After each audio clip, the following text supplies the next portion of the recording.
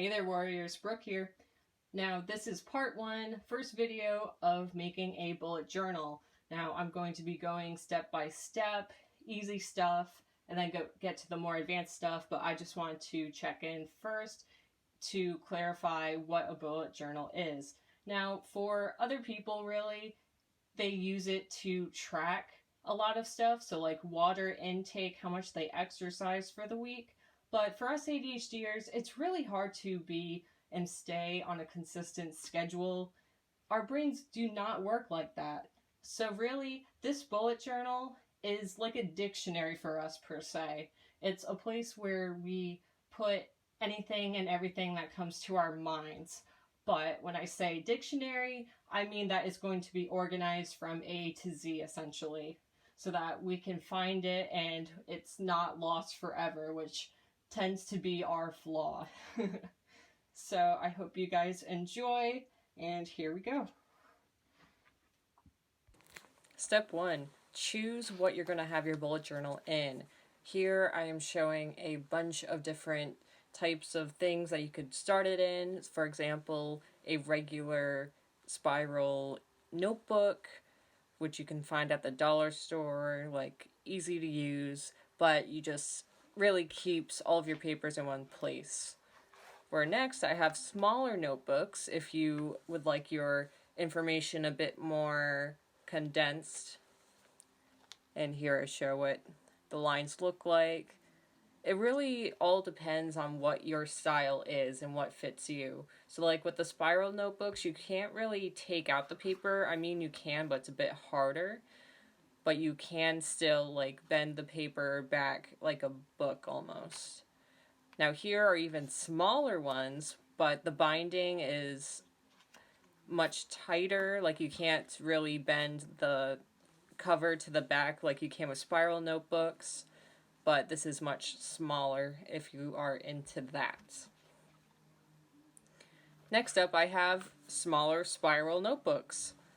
So you can still bend the cover back to the back, and it's more condensed, even smaller if you are into that. It really depends on your style.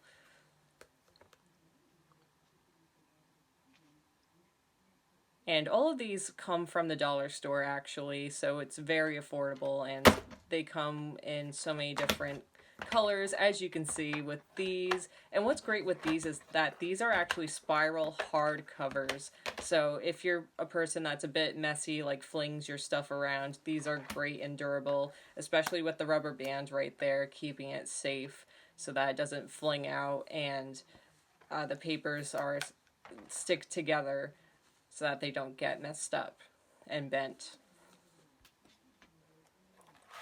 Now, if you are someone who loses your notebook a lot, I recommend these neon ones, which are definitely an eye catcher.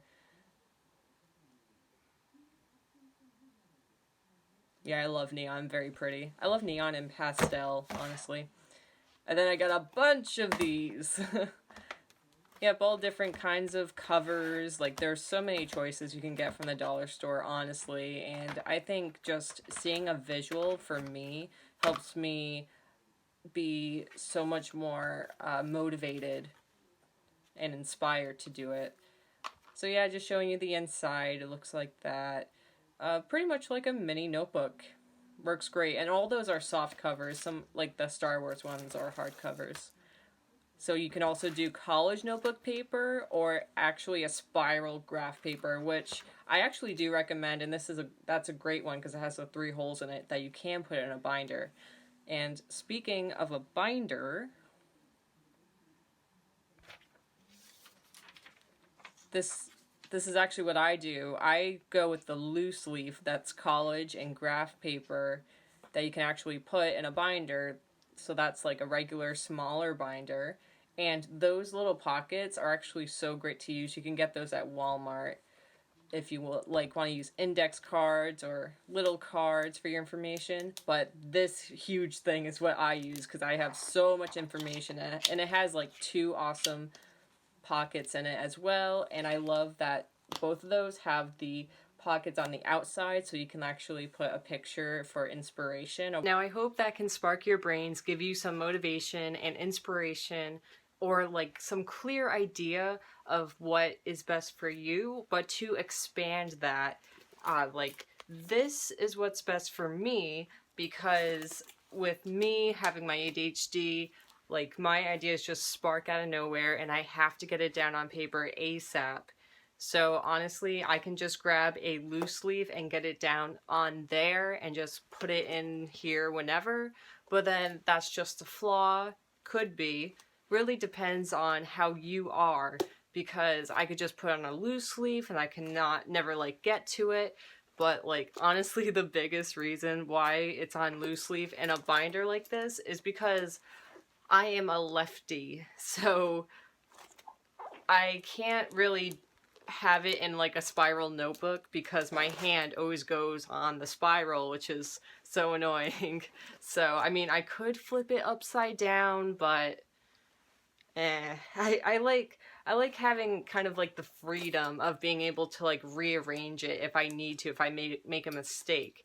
Now, if that is actually a problem for you, like with having it in a spiral notebook, I mean, you can take pages out if you don't like the order it's in, but that's just why I love the freedom of being able to have loose leaf so that you can organize it in the way you want. Now, if you do want it in a spiral notebook and it's hard to organize, that is when you would have an index and you can actually number the pages, and in the index you can literally put, oh, I put this note on this page. So like, say you drew. So you put that, and then you put the page numbers of where you drew so you can locate it. So that's the way you can do that if you want to stick to a book where you don't take the pages out. Alright, so I guess that's this video. Thank you for watching. If you have anything really you want me to cover, any ideas, please let me know in the comments down below. Like, subscribe to this video so I can continue making this ADHD bullet journal for people like me, people like us, and please share it to help it reach to the people who are struggling to make a bullet journal so that this series can hopefully help them get motivated and inspired and help them get on the right track as to how to start it and keep one consistently. Okay, see you guys. Good luck on bullet journaling. You got this.